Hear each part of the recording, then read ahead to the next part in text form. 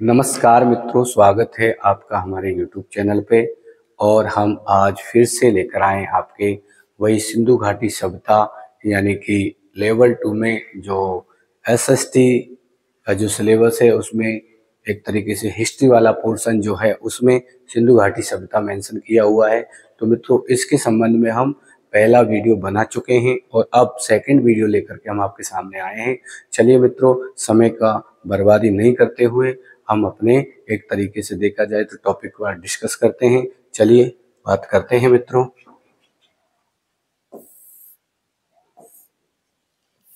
देखिए मित्रों, ये तो हम सामान्य परिचय तो पढ़ ही चुके थे और आज हम फिर से उससे आगे जो भी है उसके बारे में हम चर्चा करने वाले हैं। ठीक है, तो अब हम आज बात करेंगे सिंधु घाटी जो सभ्यता में खोजी गई प्रमुख स्थल। और यहाँ जो हम बात करेंगे ना मित्रों, वो ये है कि एक तरीके से जो हमारे NCERT की बुक्स हैं, आपके जो राजस्थान की जो सरकार के द्वारा निर्धारित सिलेबस में एक तरीके से चल रही है, उनसे कहीं न कहीं इस प्रकार के प्रश्न आते हैं ज़्यादातर। तो वहीं से मैंने इस तरीके से कंटेंट को एक तरीके से आपके सामने लेकर के आया हूँ। तो चलिए मित्रों, हम बात करते हैं। देखिए, अगर हम बात करें सिंधु घाटी सभ्यता में खोजे गए प्रमुख स्थलों की, तो लगभग अब तक 2000 स्थल खोजे जा चुके हैं मित्रों, और जिनमें अधिकांश भारत में है, शेष किसमें है मित्रों? पाकिस्तान में। कहने का मतलब यह है कि सिंधु घाटी सभ्यता के अगर स्थलों की बात करें तो पुरातत्ववेत्ताओं द्वारा अब तक लगभग 2000 इस प्रकार के पुरास्थलों की खोज की जा चुकी है, जिनमें से अगर हम बात करते हैं मित्रों तो ज्यादातर अधिकांश हमारे भारत में है और बाकी शेष कहाँ पर है? पाकिस्तान में। हालांकि देखिए, 1947 के बाद भारत से पाकिस्तान अलग हो गया था, इस वजह से, नहीं तो सारे ही सिंधु घाटी सभ्यता किससे संबंधित है मित्रों? भारत से संबंधित है। और चलिए आगे बात करते हैं। देखो, सबसे प्रमुख जो स्थल है वो है हड़प्पा, और सर्वप्रथम एक तरीके से खोजा गया स्थल भी कौन सा था? हड़प्पा ही था मित्रों। आपको मैं पहले बता चुका हूँ कि सन 1826 में चार्ल्स मैसन का ध्यान सर्वप्रथम हड़प्पा स्थल पर गया था। उन्होंने एक तरीके से इसको खोजने का प्रयास किया था। ठीक है, जब एक तरीके से ये कहा जाए कि पंजाब प्रांत में रेलवे लाइन जो बिछाई जा रही थी, तो खुदाई के समय इस तरीके के कुछ प्रमाण देखने को मिले थे। तो वही है हड़प्पा सभ्यता। तो सर्वप्रथम खोजा गया स्थल लगभग आज से 80 वर्ष पूर्व। कब खोजा गया था? लगभग 80 वर्ष पूर्व उसकी खोज की गई थी। ठीक है, इसकी मित्रों हड़प्पा सभ्यता की। ये मेरे आंकड़े नहीं है मित्रों, ये आपके जो बुक्स हैं अपने राजस्थान के बोर्ड में जो चलती है मित्रों, उसमें लिखा हुआ है स्पष्टली कि 80 वर्ष पूर्व, आज से लगभग 80 वर्ष पूर्व हड़प्पा जो स्थल है वो खोजा गया था। और वर्तमान में ये देखिए, पाकिस्तान में रावी नदी के बाएं तट पर स्थित है। कहाँ पर स्थित है? पाकिस्तान में रावी नदी के बाएं तट पर स्थित है, ये याद रखना है। ठीक है, यहाँ नगरों या शहरों का निर्माण लगभग 4700 वर्ष पूर्व होने लग गया था। यानी कि इस तरीके के प्रमाण मिले हैं कि लगभग 4600 वर्ष पहले यहाँ पर नगरीय सभ्यता विकसित हुई थी। यानी कि हम ये कह सकते हैं कि नगरों का विकास होना प्रारंभ हो गया था। कहाँ पर हो गया था मित्रों? हड़प्पा में हो गया था। ठीक है, तो नगरों की विशेषताओं की अगर बात करें तो यहाँ पर देखिए, नगरों को 2 भागों में या उससे अधिक भागों में विभाजित किया गया है। तो मुख्यतः जो नगर थे 2 भागों में विभाजित थे मित्रों। एक तो दिशा के अनुसार देखें तो पश्चिमी भाग, और जो पश्चिमी भाग था ना मित्रों, वो एक तरीके से देखो, पश्चिमी भाग छोटा परंतु ऊंचाई पर बना हुआ था। ठीक है, इसलिए उनको क्या कहा जाता था? नगर दुर्ग कहते थे। जो पश्चिमी भाग था नगरों का, छोटा था, ठीक है, परंतु ऊंचाई पर बना हुआ था, इसलिए उनको क्या कहते थे मित्रों? नगर दुर्ग कहते थे। ठीक है, क्या कहते थे? नगर दुर्ग। उसी प्रकार जो पूर्वी भाग था हड़प्पा का, ठीक है, वो नीचे के इलाके में बना हुआ था। ठीक, वैसे तो भाग तो बड़ा था, ठीक है, हिस्सा बड़ा था पश्चिमी पूर्वी भाग का, परंतु वो ज्यादातर नीचे के इलाकों में बने हुए थे, इसलिए उनको निचला नगर नाम दिया। जबकि जो पश्चिमी भाग था आकार में छोटा था मगर ऊंचाई पर बने थे, इस वजह से उनको नगर दुर्ग नाम दिया गया। ठीक, आगे चलते हैं। देखो, हड़प्पा के नगरों से क्या मिले, देखो आपको बता दें। हड़प्पा के नगरों से मित्रों देखिए, आपके पत्थर, तांबे, शंख, कांसे, सोने और चांदी जैसी धातु से बनी हुई वस्तु मिली है। तो जो भी वस्तुएं मिली हैं वो लगभग या तो पत्थरों से बनी है, या फिर तांबे से बनी है, या फिर शंख, कांसे, सोने, चांदी, इस प्रकार की जो धातुएं हैं, सोने, चांदी, तांबा, कांसा, शंख, इनसे बनी हुई क्या मिली है मित्रों, वस्तुएं मिली है। कहाँ से? हड़प्पा से। तो एक तो पत्थरों से बनी हुई, तांबे से बनी हुई मित्रों, शंख, कांसे, सोने और चांदी जैसी धातुओं से बनी हुई वस्तुएं कहाँ से मिली है? हड़प्पा से मिली है। अब देखिए, अगर हम बात करें तांबे से क्या बनाए जाते थे वहां पर, तो तांबे से हड़प्पा सभ्यता के लोग या हड़प्पा नगर के लोग औजार बनाते थे, हथियार भी बनाते थे, गहने क्या बनाते थे? गहने बनाते थे और बर्तन बनाते थे। तो जो भी एक तरीके से तांबा का जो उपयोग होता था वो किस में होता था? औजार बनाने में, हथियार बनाने में, गहने बनाने में और बर्तन बनाने में। हथियार, औजार और गहने तथा बर्तन बनाने में हड़प्पा सभ्यता में तांबे का इस्तेमाल किया जाता था। हड़प्पा स्थल में, यानी जो हड़प्पा नगर था, ऐसे प्रमाण वहां से मिले हैं मित्रों कि वहां पर जो वस्तुएं होती थी ज्यादातर तांबे की, सोने चांदी की, कांसे की, शंख की होती थी। तो तांबे से पता है क्या बनाते थे वहां के लोग? औजार बनाते थे, है ना, एक तरीके से गहने भी बनाते थे, बर्तन भी बनाते थे तांबे के। तो इस तरीके के प्रमाण यहाँ पर मिले हैं। उसके बाद अगर हम देखें सोने चांदी से, तो सोने चांदी से गहने बनाते थे और बर्तन भी बनाते थे। कहने का मतलब, जो एक तरीके से देखा जाए तो गहनों में तो सोने चांदी का प्रयोग होता ही था और बर्तनों में भी होता था, क्योंकि जो एक तरीके से प्रभावशाली लोग थे, वैभवशाली लोग थे, वो ज्यादातर बर्तन भी किसके बनाते थे? सोने चांदी के बनाते थे। ठीक है। उसी प्रकार देखिए, लोग क्या करते थे? आकर्षक वस्तुओं में देखो कौन कौन सी थी। एक तो मनके थे, बांट थे और फलक थे। जो महत्वपूर्ण आकर्षक वस्तुएं थी हड़प्पा स्थल की, वो क्या क्या थी? मनके, बांट और फलक। क्या क्या थी मित्रों? मनके, बांट और फलक। ठीक है। लोग पत्थर की मोहरें बनाते थे। यहाँ के जो लोग थे किसकी मोहरें बनाते थे? पत्थर की, जिन पर सामान्यतः किसके चित्र होते थे मित्रों? जानवरों के चित्र होते थे। तो हड़प्पा के लोग सामान्यतः पत्थरों की मोहर बनाते थे, और जिन पे आपको चित्र जो देखने को मिलेंगे वो किसके मिलेंगे? जानवरों के मिलेंगे। अगर हम बांटों की बात करें, ठीक है, तो बांट जो बनाए जाते थे, एक चर्ट नाम का पत्थर होता था, चर्ट पत्थर से बनाए जाते थे। कौन से पत्थर से बनाए जाते थे? चट्ट पत्थर, जिसका नाम था चर्ट। क्या नाम था? चर्ट नाम का एक पत्थर था, उससे क्या बनाए जाते थे? नाप तोल के बांट बनाए जाते थे। तो अब अपन ने देखा कि जो आकर्षक वस्तुएं थी उनमें क्या क्या चीज थे? देखो, मनके थे, बांट थे और फलक थे। तो लोग ज्यादातर पत्थरों की मोहरें बनाते थे, जिन पर सामान्यतः किसके चित्र बनाते थे? जानवरों के। और जो बांट होते थे वो चट पत्थर से बनाए जाते थे। मनकों की बात करें तो कार्नेलियस पत्थर, एक कार्नेलियस प्रकार का एक पत्थर था, अलग ही प्रकार का एक पत्थर था, जिसे क्या कहा जाता था? कॉर्नेलियस पत्थर। क्या कहते थे? कॉर्नेलियस पत्थर। तो जो मनके बने होते थे वो किसके बने होते थे? कॉर्नेलियस पत्थर के बने होते थे। याद रखना है, हड़प्पा के लोग किसके मनके बनाते थे? कॉर्नेलियस पत्थर के। ठीक है।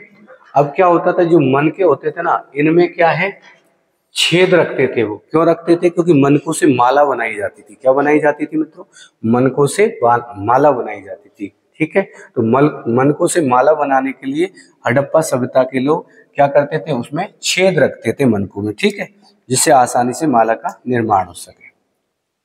आगे देखो, हड़प्पा वासी देखो, तांबा, लोहा, सोना, चांदी, बहुमूल्य पत्थर क्या करते थे? यहाँ पर होता नहीं था, ये अन्य जगहों से क्या करते थे? आयात करते थे।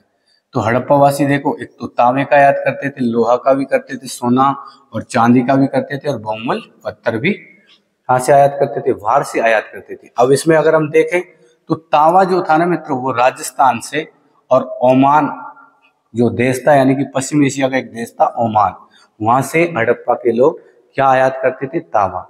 और राजस्थान से भी प्रमुख रूप से क्या आयात किया जाता था? तांबा आयात किया जाता था। और आप जानते हो कि खेतरी जो क्षेत्र है झुंझुनू में, वो तांबे के लिए प्रसिद्ध है राजस्थान में।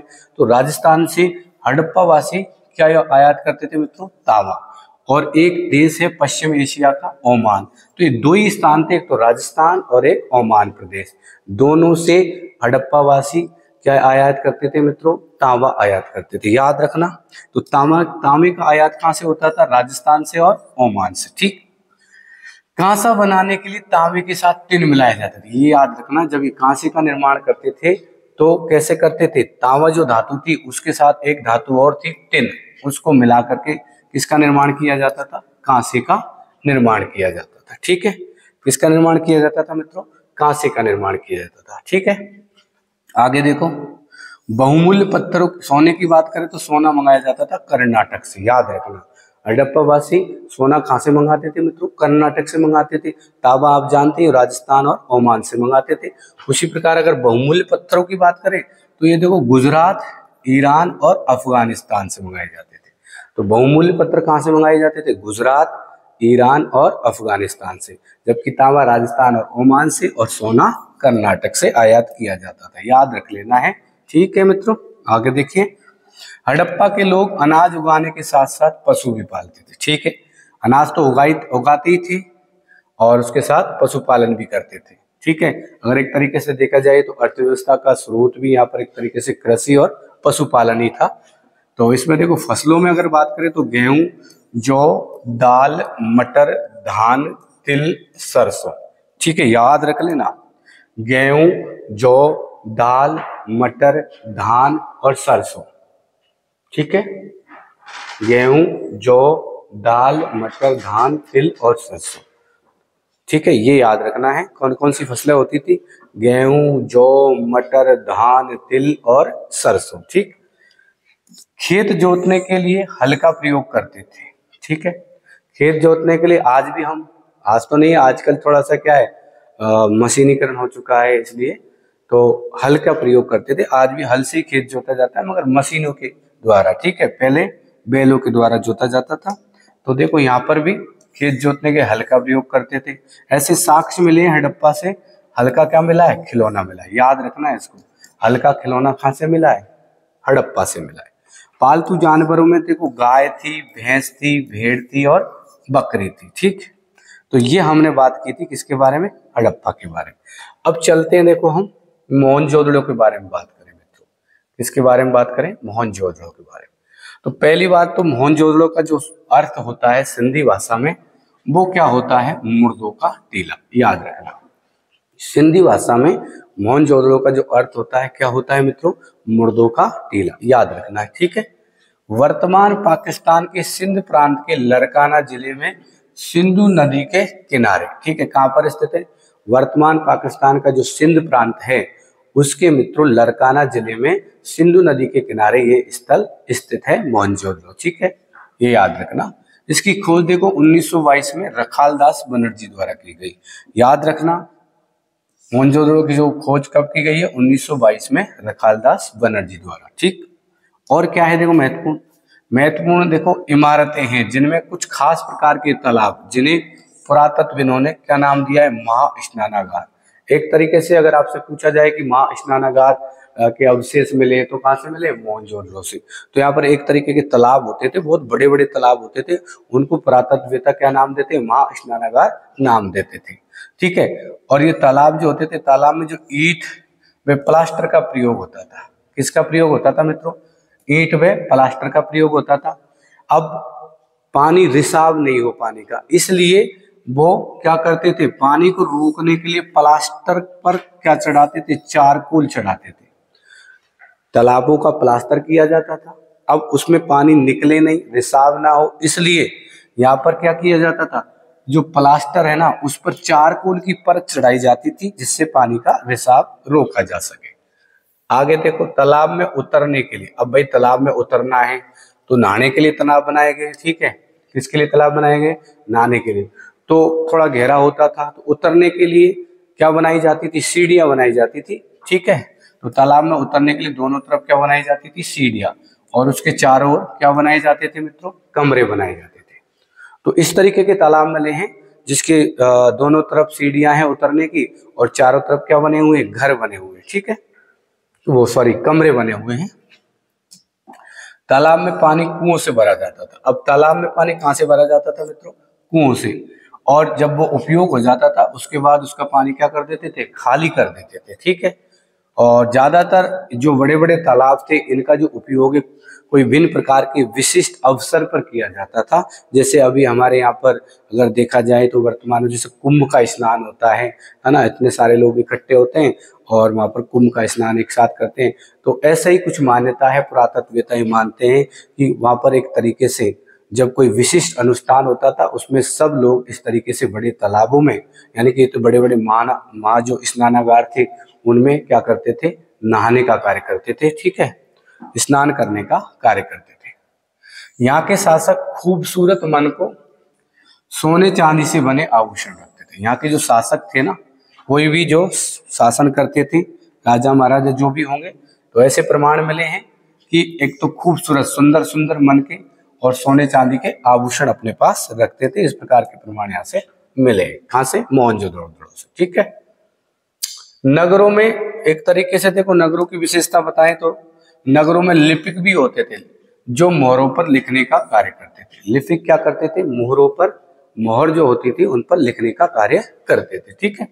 नगरों में शिल्पकार जो होते थे, स्त्री पुरुष वो भी रहते थे। यानी मोहनजोदड़ो जो नगर था ना, वहां के जो नगर थे उनमें स्त्री और पुरुष दोनों ही शिल्प कार्य करते थे, ठीक है। कौन सा कार्य करते थे? शिल्प कार्य। और वो अपने घरों में और उद्योगों में भिन्न भिन्न प्रकार की क्या बनाते थे? वस्तुएं बनाते थे, उनका निर्माण करते थे। साक्ष्य के रूप में अगर देखें तो मोहनजोदड़ो से एक व्यक्ति की पत्थर से बनी मूर्ति मिली है, जिसे कढ़ाईदार वस्त्र पहने हुए दिखाया गया। उस पर एक तरीके से कढ़ाई की गई है और कढ़ाईदार वस्त्र पहने हुए उसे दिखाया गया। वो कहां से मिली है वो मूर्ति? मोहनजोदड़ो से। एक व्यक्ति की पत्थर की मूर्ति मिली है मित्रों, जिस पर कढ़ाईदार वस्त्र पहनाया गया है, एक तरीके से कढ़ाईदार वस्त्र पहने हुए दिखाया गया है। कपड़े के टुकड़ों के अवशेष, देखो कुछ कपड़े के टुकड़ों के अवशेष भी कहां से मिले? मोहनजोदड़ो से। अब वो किस किस के साथ मिले? देखो, चांदी के एक फूलदान के ढक्कन तथा तांबे के वस्तु से चिपके मिले हैं। जो कपड़ों के अवशेष मिले हैं ना मित्रों, वो कहां से मिले? चांदी का एक ढक्कन है, फूलदान है, और एक तरीके से फूलदान के ढक्कन और तांबे की जो वस्तु है उनसे चिपके हुए मिले। तो याद रखना है कि मोहनजोदड़ो से जो कपड़े के साक्ष्य मिले हैं वो किस रूप में मिले हैं? चांदी के फूलदान के ढक्कन और तांबे की वस्तु से चिपके हुए मिले हैं। नोट की बात करें, देखिए 7000 वर्ष पूर्व मेहरगढ़ में कपास की खेती होती थी, ये याद रख लेना, ठीक है। कपास की खेती 7000 वर्ष पूर्व कहां पर देखने को मिला है? इसका प्रमाण मेहरगढ़ में देखने को मिला है, ठीक है। तो आगे चलते हैं। देखो, अब यहां से देखो मित्रों, मैं आपको पूरी तरह से बता देता हूं कि 2023 में जो पहले जो रीट करवाई गई थी, इससे पहले यहां से एक प्रश्न पूछा गया है। तो इसलिए ये याद रखना है आपको कि ज्यादातर जो प्रश्न बनेंगे, ये जो कंटेंट है आपके लिए एक तरीके से सफिशिएंट है। सिंधु घाटी सभ्यता में बहुत सारी चीजें हैं वैसे देखने को और पढ़ने को, मगर आपके जो काम की है, आपके जो लेवल की है, वो आपके राजस्थान बोर्ड के द्वारा जो निर्धारित पाठ्यक्रम है, निर्धारित जो पाठ्यक्रम सिलेबस चल रहा है, वहीं से प्रश्न उठाए जाते हैं ज्यादातर। मैंने जो पिछले पेपर देखा तो उसमें जो भी 2 प्रश्न सिंधु घाटी सभ्यता और यानी कि वैदिक सभ्यता से बने, वो 6 क्लास की हिस्ट्री की बुक से ही बने मित्रों। तो पे एक प्रश्न तो कहां से बना था? फेयंस से बना था कि फेयंस क्या है, उसके बारे में कुछ कथन दिए हुए थे, उनका एक तरीके से पूछ लिया उन्होंने स्टैंडर्ड लेवल बढ़ा के कि निम्नलिखित में से कौन से कथन सत्य हैं, ठीक है। इस तरीके का प्रश्न था। तो ये आपको इंपॉर्टेंट लगा लेना है, याद कर लेना है इसको। इसकी कुछ विशेषताएं देखो क्या है। पहली बात, पत्थर और संग तो प्राकृतिक तौर पर मिलते थे, मगर ध्यान रखना फेयंस प्राकृतिक नहीं है, ये क्या है? कृत्रिम वस्तु है, यानी कि कृत्रिम रूप से तैयार किया जाता था। तो फेयंस प्राकृतिक चीज नहीं है। प्राकृतिक रूप से मिलने वाली जो वस्तु है वो तो एक तो पत्थर है और एक शंख है। बाकी ये जो फेयंस नामक जो एक वस्तु है वो कृत्रिम रूप से तैयार की जाती थी, ठीक है। अब ये किसकी बनी होती थी ये भी देख लो। ये बालू या स्फटिक पत्थरों के चूर्ण को गोंद में मिलाकर, ठीक है, उनसे वस्तुएं बनाई जाती थी। क्या होता था? बालू यानी कि रेत और एक स्फटिक प्रकार का क्या था? पत्थर था मित्रों। तो उस पत्थर को चूर्ण को, बालू और स्फटिक पत्थर के चूर्ण को किस में मिलाया जाता था? गोंद में मिलाया जाता था। और उससे एक प्रकार की विशेष वस्तु बनाई जाती थी, उसको क्या कहते थे, फेयंस कहते थे। ठीक है, वस्तुओं पर एक चिकनी परत भी चढ़ाई जाती थी, याद रखना, उसको चमकीला बनाने के लिए वस्तु पर क्या चढ़ाई जाती थी मित्रों, चिकनी परत चढ़ाई जाती थी। परत पर जो परत चढ़ी होती थी उस पर प्राय नीले या हल्के समुद्री हरे रंग होते थे। ठीक है, नीले या हल्के समुद्री क्या होते थे मित्रों, रंगों का प्रयोग होता था। तो याद रखना, जो चिकनी परत चढ़ाई जाती थी उस वस्तु पर, उस पर ज्यादातर नीला, हरा या समुद्री रंग का प्रयोग किया जाता था। तो अब ये देखो, ये प्रश्न बनाया ना मित्रों, वो सीधा सीधा यहाँ से इस तरीके से लाइन लाइन उठा के दे दी और पूछ लिया है, इसलिए इसको याद रख लेना है। एक बार दोबारा, पत्थर और संग प्राकृतिक तौर पर पाए जाते थे, मगर फेयंस कृत्रिम रूप से तैयार किया जाता था। बालू या स्फटिक के जो पत्थर होता था उसका चूर्ण बना के उसमें गोंद मिला करके वस्तु बनाई जाती थी। ठीक है, और वस्तुओं पर एक चिकनी परत चढ़ाई जाती थी मित्रों, और जो परत होती थी उस पर प्राय नीले हल्के समुद्री रंग का प्रयोग होता था। ठीक है, फेयंस से देखो क्या क्या बनाए जाते थे, मन के चूड़ियां, बाले व छोटे बर्तन बनाए जाते थे। फेयंस से क्या क्या बनाते थे, मन के भी बनाते थे, चूड़ियां भी बनाते थे, बाले भी बनाते थे और छोटे बर्तन भी बनाते थे। याद रख लेना ये। अब चलिए हम अगला जो स्थल है उस पर चलते हैं, बात करते हैं धोलावीरा। ठीक है मित्रों, याद रखना, थोड़ा सा मिसप्रिंट हुआ है, धोलावीरा। ठीक है, और ये कच्छ गुजरात में है। कच्छ गुजरात के इलाके में खादिरवैत एक जगह है, उसके किनारे बसा हुआ एक नगर है। ठीक है, याद रख लेना, धोलावीरा कच्छ गुजरात के इलाके में खादिरवैत के किनारे बसा हुआ नगर है। इसकी खोज देखिए 1990-91 में आर.एस. बिष्ट द्वारा की गई थी। धोलावीरा की खोज किसके द्वारा की गई थी मित्रों, आर.एस. बिष्ट के द्वारा की गई थी 1991 में। ठीक है, और यहाँ पर देखिए साफ पानी और जमीन उपजाऊ थी। एक तरीके से यहाँ का जो पानी था पूरी तरह से शुद्ध था, साफ था, और यहाँ की जो जमीन थी बहुत ज्यादा उपजाऊ थी। इस तरीके के प्रमाण यहाँ पर मिले हैं।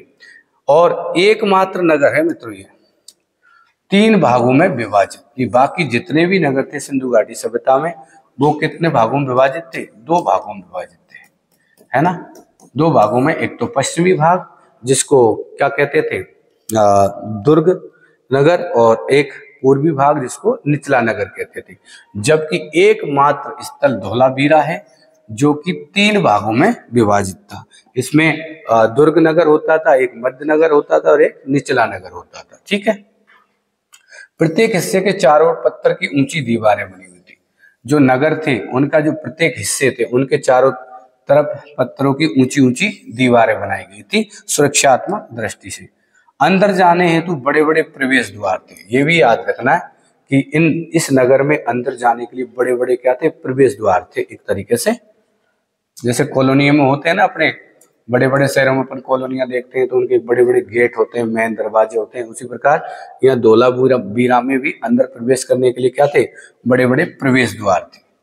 ठीक, खुला मैदान था जहाँ पर सार्वजनिक कार्यक्रम का आयोजन होता था। तो यहाँ पर एक तरीके से खुले मैदान का भी साक्ष्य मिला, एक बहुत बड़ा एक खुला मैदान था। तो खुले मैदान में ज्यादातर जो सार्वजनिक कार्य होते थे, ठीक है, सार्वजनिक कार्यक्रम होते थे, उनका ही क्या किया जाता था, आयोजन किया जाता था। ठीक है, ये याद रख लेना। जलाशयों के साक्ष्य भी यहाँ से मिले हैं, ये याद रखना। छेद करने के विशेष उपकरण एक तो धोलावीरा, लोथल और चनुद्रो 3 जगह से मिले।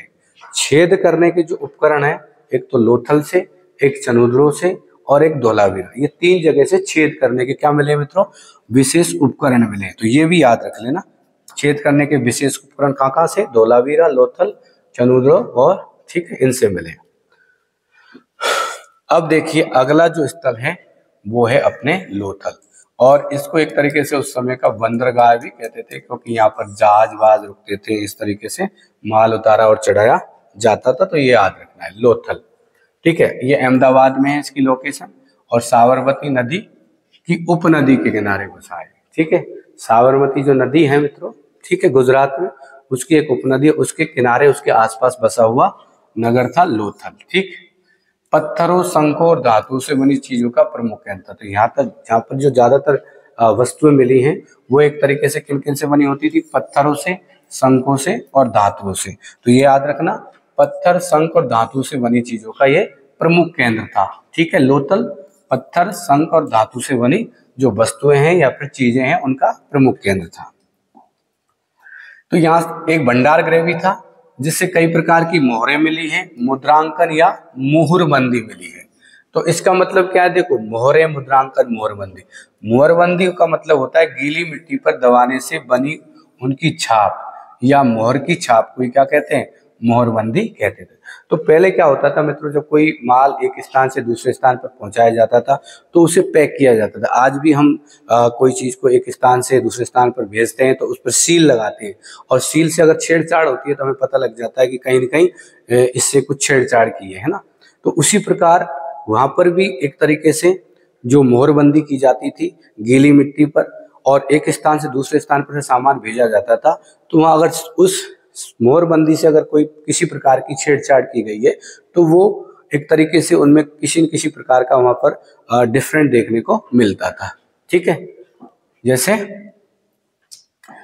तो नोट, मोहरों का प्रयोग सामान से भरे डिब्बों या थैला को चिन्हित करने के लिए किया जाता था। याद रख लेना, मोहरों का प्रयोग क्यों करते थे, जो सामान से भरे डिब्बे थे, डिब्बे या थैले थे, उनको चिन्हित करने के लिए किया जाता था। देखिए, मोहरों का प्रयोग सामान से भरे डिब्बों और थैलों को चिन्हित करने के लिए किया जाता था, जिन्हें एक स्थान से दूसरे स्थान पर भेजा जाता था।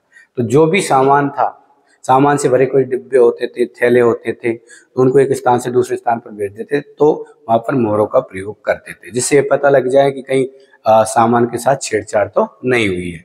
इस प्रकार की व्यवस्था भी थी। यदि मोहर की छाप टूटी हुई नहीं होती थी तो ये साबित हो जाता था कि सामान के साथ छेड़छाड़ नहीं हुई है। और अगर मोहर के साथ अगर एक तरीके से मोहर टूटी हुई मिली है तो ऐसा माना जाता था कि सामान के साथ किसी प्रकार की छेड़छाड़ की गई है। ठीक, एक इमारत भी मिली है जिसमें मनके बनाए जाते थे। अब लोथल से एक बड़ी इमारत मिली है जहां पर क्या बनाए जाते थे, मनके बनाए जाते थे। तो याद रखना है ना, लोथल से क्या मिली, एक इमारत जिसमें क्या बनाए जाते थे, मनके। पत्थर के टुकड़े, अधबने मनके और मनके बनाने वाले उपकरण और तैयार मनके भी मिले हैं। देखो कुछ चीजें, देखो पत्थर के टुकड़े भी मिले, कुछ आधे बने हुए मनके मिले हैं, और कुछ मनके बनाने के उपकरण मिले हैं, और कुछ तैयार मनके भी यहाँ से मिले हैं। कालीबंगा व लोथल से अग्निकुंड के साक्ष्य मिले, ये भी याद रखना। कालीबंगा और लोथल से दोनों से क्या मिले, अग्निकुंड के साक्ष्य। अब देखो इसी में लोथल में शिल्प उत्पादन का कार्य, लोथल में नहीं सॉरी, शिल्प जो उत्पादन का कार्य था वो मोहनजोदड़ो हड़प्पा दोनों में होता था। ठीक है, शिल्प उत्पादन का कार्य मोहनजोदड़ो और हड़प्पा दोनों जगह होता था। अब हम बात करते हैं भाई, देखो हड़प्पा सभ्यता के सामाजिक और आर्थिक जीवन की। तो इसका देखो सामाजिक आर्थिक जीवन की बात करें तो सामाजिक जीवन में अगर भोजन की बात करते हैं मित्रों, तो हड़प्पा सभ्यता के लोग ज्यादातर जो पेड़ पौधों से जो उत्पाद प्राप्त होते थे उनको भोजन के रूप में प्रयोग करते थे, और जानवरों में एक तरीके से भोजन में मछली का उपयोग करते थे। ये याद रखना है, क्योंकि कई स्थानों से मछली के कांटे मिले हैं, उससे अनुमान लगाया जाता है कि जो सिंधु घाटी सभ्यता के लोग हैं, हड़प्पा सभ्यता के लोग हैं, वो एक तरीके से मछली आदि जैसी एक तरीके से वस्तुओं का सेवन करते थे। ठीक, पेड़ पौधों से जो उत्पाद प्राप्त होते थे, कंदमूल, फल, उनका भी भोजन के रूप में इस्तेमाल करते थे। अब अनाजों में देखें तो देखो गेहूं, जौ, दाल, सफेद चना, तिल। अब अपने सफेद चना एक तरीके से जो काबुली चना होता है ना, मोटा वाला चना, तो उसके यहाँ पर क्या मिले हैं, प्रमाण मिले। तो अनाजों में एक तो गेहूं, जौ का प्रयोग, दाल का प्रयोग, सफेद चने का और तिल, इनका प्रयोग होता था भोजन में। ठीक है, और जानवरों में देखें तो पालतू जानवरों में भेड़, बकरी, भैंस और सुअर। ठीक, और जंगली जानवर में एक बरा नाम का एक जानवर था जो एक तरीके से एक सुअर ही होता था। ठीक है, और एक हिरण था और एक घड़ियाल था। तो याद रखना, जंगली जानवर प्रमुख रूप से वराह, हिरण और घड़ियाल, जबकि पालतू जानवरों में भेड़, बकरी, भैंस और सुअर। ठीक, आरंभिक हड़प्पा संस्कृति के प्रमुख क्षेत्र अगर देखें तो एक तो जगह है आमरीनाल, एक दम्बसादात, एक कोटदीजी, एक सिंध और एक सिसबाल। ये आरंभिक हड़प्पा संस्कृति के प्रमुख क्षेत्र माने जाते हैं। एक तो आमरीनाल याद रखना, एक दम्बसादात याद रखना, एक याद रखना मित्रों कोटदीजी, एक सिंध प्रांत और एक सिसवाल। ये आरंभिक हड़प्पा संस्कृति के प्रमुख क्षेत्र हैं। फिर से देखो, आरंभिक हड़प्पा संस्कृति के प्रमुख क्षेत्र आमरीनाल, दमशादात, कूटदीजी मित्रों, सिंध और सिसवाल। ठीक है, ये याद रख लेना है। कृषि में देखो बात करें तो कृषि में खेती में ज्यादातर जो सभ्यता थी ना यहाँ की हड़प्पा, तो वृषभ का इस्तेमाल किया जाता था, अर्थात खेत जोतने में किसका प्रयोग होता था? बैलों का प्रयोग होता था। ठीक है, हल्के प्रतिरूप मिले हैं, तो कहाँ से मिले? देखो, चोलिस्तान से और बनवाली से। और एक हल्का खिलौना भी मिला है आपके, तो वो लोथल से मिला है। ठीक है, ये याद रखना। तो हल्के प्रतिरूप चोलिस्तान और बनवाली से। अब देखिए कालीबंगा से क्या मिला है? जुते हुए खेतों के साक्ष्य, बहुत इंपॉर्टेंट है, यहाँ से प्रश्न आता ही है। ये भी सिंधु घाटी सभ्यता का एक स्थल है। घग्गर जो प्राचीन सरस्वती नदी बहती थी उसके आसपास के क्षेत्र में ये सभ्यता विकसित हुई थी। हल रेखाओं के दो समूह यानी कि एक दूसरे को समकोण पर काटते हैं, तो इस तरीके के साक्ष्य मिले हैं। जो हल रेखाएं हैं वो एक दूसरे को समकोण पर काट रही है इस तरीके से। ठीक है, तो उससे ऐसा प्रमाणित होता है कि यहाँ पर एक साथ दो फसलें बोई जाती थी। ठीक है, यहाँ पर कालीबंगा में। तो इससे क्या प्रमाणित होता है कि एक साथ दो अलग अलग फसलें उगाई जाती थी। ठीक, तो याद रखना, एक साथ अलग अलग दो फसलें उगाने का प्रमाण कालीबंगा से, जुते हुए खेतों के साक्ष्य भी कालीबंगा से। याद रख लेना। अधिकांश हड़प्पा स्थल कौन से क्षेत्रों में? अर्ध शुष्क क्षेत्रों में स्थित है, यह भी याद रखना। अधिकांश हड़प्पा स्थल अर्ध शुष्क क्षेत्रों में स्थित है। देखिए एक चीज और देखिए, महत्वपूर्ण चीज, सोरतुगई ये जगह है मित्रों अफगानिस्तान में, और यहाँ से किसके साक्ष्य मिले? नहरों के साक्ष्य मिले। याद रख लेना भाई, नहरों के साक्ष्य अफगानिस्तान में एक जगह है सोरतुगई, तो यहाँ से नहरों के साक्ष्य मिले। भवनों में जो प्रयुक्त ईंटें हैं उनका अनुपात 4:2:1 है, यानी कि लंबाई चौड़ाई ऊंचाई का जो अनुपात है वो इस प्रकार का 4:2:1, ये याद रख लेना, ये ईंटों का अनुपात है। नियोजित जल निकास प्रणाली थी, एक तरीके से जो नालियां बनाई जाती थी, रोडों के किनारे नालियां निकली हुई थी और पक्की नालियों का प्रयोग होता था। एक तरीके से पूरी प्लानिंग के तहत क्या बनाई गई थी मित्रों? नालियां बनाई गई थी, जिससे जल एक तरीके से नगर से बाहर जाके निकलता था पूरी तरह से। ठीक है, तो ये याद रखना है। सड़कों और गलियों को लगभग एक ग्रिड पद्धति पर बनाया गया था, जाल पद्धति पर बनाया गया था। तो सड़क और गलियां एक ग्रिड पद्धति पर आधारित थी। एक तरीके से सड़क और गलियों जहां पर मिलती थी वहां एक दूसरे को वो समकोण पर ही काटती थी। तो देख लीजिए, सड़कों और गलियों को लगभग ग्रिड पद्धति पर बनाया गया था। ये एक दूसरे को किस पर काटती है? समकोण पर काटती थी। शवादान की अगर बात करें अपन, शवादान, तो हड़प्पा सभ्यता में मृतकों को गर्तों में दफनाया गया। गर्त मतलब जानते हैं, खड्डे गड्ढे होते थे। ठीक है, उनमें दफनाया गया था मृतकों को। गर्त की सतह पर ईंट की चिनाई की जाती थी। अब ईंट की चिनाई गर्त की सतह पर कुछ इस तरीके से करते होंगे, कहीं उसको कोई जानवर इस तरीके से कोई नुकसान ना पहुंचाए, इस वजह से जो गर्त होता था, गड्ढा होता था, उस पर ईंट की क्या की जाती थी? चिनाई की जाती थी। नोट, मिस्र के जो पिरामिड है मित्रों वो याद रख लेना हड़प्पा के समकालीन थे, जिनमें कई राजकीय भी थे, राजकीय मतलब सार्वजनिक थे, जिनमें बड़ी मात्रा में धन संपत्ति दफनाई गई है। अब ऐसे प्रमाण मिले हैं जो हड़प्पा के समकालीन मिस्र के पिरामिड है वो लगभग जैसे राजकीय, अगर एक तरीके से बात करें, सार्वजनिक जो थे, तो उनमें एक तरीके से बहुत ज्यादा मात्रा में धन संपत्ति एक तरीके से सबों के साथ दफनाई गई थी। तो हड़प्पा की जो कब्र थी मित्रों उसमें मृदभांड जानते हो, मिट्टी के बर्तन, ठीक है, और आभूषण मिले। तो ऐसी मान्यता थी कि मर जाने के बाद भी आदमी को हो सकता है कि उसकी आत्मा हमेशा जीवित रहती है, इस तरीके की सोच उनके अंदर थी। इसलिए वो जो भी व्यक्ति मृत होता था उसके साथ कुछ बर्तन और उसके साथ आभूषण भी साथ में दफना देते थे। तो महिला पुरुष दोनों की शवादानों में मृदभांड और आभूषण मिले, याद रखना भाई। ठीक है, हड़प्पा की कब्रों में मृदभांड और आभूषण मिले हैं, महिला पुरुष दोनों के शवादानों में। एक है देखो 1980 के दशक के मध्य, है ना, 1980 के दशक के मध्य हड़प्पा कब्रिस्तान से खुदाई पर पुरुष की क्या मिली है? खोपड़ी मिली है, और उसके साथ शंख के 3 छल्ले मिले हैं। जास्पर एक तरीके का एक उपरत्न था, तो जास्कर के मनके मिले हैं।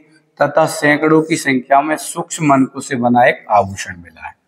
तो ये चीज ध्यान रख लेना, 1980 के दशक में हड़प्पा की क्या की गई थी मित्रों, कब्रिस्तान की खुदाई की गई थी। और उस खुदाई में देखा गया कि पुरुष की खोपड़ी जो थी उसके साथ देखो शंख के 3 छल्ले, ठीक, और जास्पर के मन के साथ में ही सैकड़ों की संख्या में सूक्ष्म मनकों से बना हुआ एक आभूषण मिला है। ठीक है, तो इस तरीके के प्रमाण मिले हैं। सूक्ष्म मनकों का आभूषण, जास्पर, शंख के 3 छल्ले, इसके साथ मिले, पुरुष की खोपड़ी के साथ मिले। तो 1980 के दशक के मध्य हड़प्पा कब्रिस्तान से खुदाई पर पुरुष की खोपड़ी के साथ शंख के 3 छल्ले, जास्पर एक प्रकार का यौगिक रत्न होता था, इसके मन के तथा सैकड़ों की संख्या में सूक्ष्म मनकों से बना हुआ एक आभूषण मिला है। कई स्थानों पर देखो मृतकों को तांबे के दर्पणों के साथ दफनाया गया था। ये भी एक तरीके के प्रमाण सिंधु घाटी सभ्यता में देखने को मिलते हैं। सभ्यता का अंत देखे 3900 ईस्वी साल पहले माना जाता है। आज से 3900 साल, लगभग 4000 साल पहले इस सभ्यता का अंत हो गया था, ऐसा माना जाता है। अचानक लोगों ने घरों को छोड़ दिया था, ठीक है, लेखन, मोहर और बाटों का प्रयोग क्या हो गया, बंद हो गया। तो 3900 साल पहले सभ्यता का अंत, अचानक लोगों ने घरों को छोड़ दिया, लेखन, मोहर और बाटों का प्रयोग बंद हो गया, कच्चे माल का आयात कम हो गया, ठीक है, मोहनजोदड़ो में सड़कों पर कचरे के ढेर लगने लगे, ठीक, जल निकास प्रणाली क्या हो गई, नष्ट हो गई, सड़कों पर झुग्गीनुमा घर बनाए जाने लगे। इस तरीके की चीजें वहां देखने को मिली है। तो ऐसा क्यों हुआ होगा, तो कुछ विद्वानों का मानना है कि सभ्यता का अंत है ना, कुछ लोग तो कहते थे कि भाई नदियों के सूखने के कारण सभ्यता का अंत हुआ है। कुछ लोगों का मानना था कि नदियों के सूखने के कारण क्या हुआ है मित्रों, इस सभ्यता का अंत हुआ है। और कुछ लोग मानते थे भाई जंगलों का विनाश हो गया।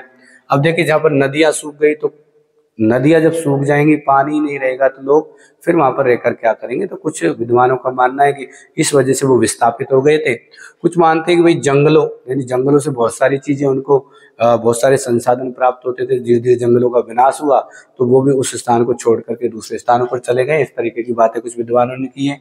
कुछ कहते हैं कि चरागाह व घास के मैदान क्या हो गए, समाप्त हो गए, ठीक है, इस वजह से सभ्यताएं नष्ट हुई। या फिर कुछ लोग मानते हैं कि वहां पर बाढ़ आ गई थी, ठीक है, प्राकृतिक आपदा आ गई थी, इस वजह से सभ्यता का क्या हो गई थी, नष्ट हो गई थी। तो अलग अलग विद्वानों के अलग अलग मत हैं, ठीक है। आधुनिक पाकिस्तान, सिंध और पंजाब की बस्तियां उजड़ गई थी। यह भी प्रमाण मिले हैं कि आधुनिक पाकिस्तान है उसमें जो सिंध और पंजाब की जो बस्तियां थी वो क्या हो गई थी, पूरी तरह से उजड़ गई थी। इस तरीके के प्रमाण हमको देखने को मिलते हैं, ठीक है मित्रों। तो इस प्रकार हमने जो 6 क्लास की जो आपकी हिस्ट्री की बुक चलती है, हमारा अतीत भाग फर्स्ट, उसमें सिंधु घाटी सभ्यता से संबंधित जो टॉपिक था और उसका जो मेन कंटेंट है वो मैं आपको पूरी तरह से लगभग कंप्लीट करवा चुका हूं। अब मित्रों थोड़ा सा हमको एक आपके 12th क्लास की जो बुक्स चलती है मित्रों, तो उसमें 3 बुक्स हिस्ट्री की चलती है, तो उसमें अगर सिंधु घाटी सभ्यता से संबंधित कोई कंटेंट होगा तो मित्रों मैं अगले वीडियो में लेकर के आपके सामने हाजिर होऊंगा। और जब तक के लिए मित्रों एक तरीके से देखा जाए, अगर वीडियो में कुछ आपको लगा है, वैसे आज आपको ऐसा लगेगा नहीं मित्रों, मगर मैं आपको विश्वास दिलाता हूं जिस दिन आपकी एग्जाम होंगी उस दिन ये जो कंटेंट है वो आपका बहुत काम आने वाला है। और मैं आपको बता दूं कि यही नहीं, सिंधु घाटी सभ्यता ही नहीं, जो भी टॉपिक्स हिस्ट्री के आपके एसएसटी के सिलेबस में मेंशन है वो सारे टॉपिक्स में एनसीईआरटी की बुक्स यानी राजस्थान माध्यमिक शिक्षा बोर्ड के द्वारा जो निर्धारित पाठ्यक्रम है उससे एक तरीके से पूरा कंटेंट कलेक्ट करके अपने अनुसार अपने अनुभव के आधार पर आपके सामने लाने का पूरी तरह से प्रयास करूंगा और मित्रों लेकर आऊंगा, मैं विश्वास दिलाता हूं। इसलिए वीडियो पर चैनल पर बने रहना है आपको, और चैनल का एक तरीके से नोटिफिकेशन अगला आपको मिल सके इसलिए आपको चैनल को सब्सक्राइब करना है और अपने मित्रों में शेयर करना है, लाइक करना है मित्रों। तब तक के लिए जय हिंद, जय भारत।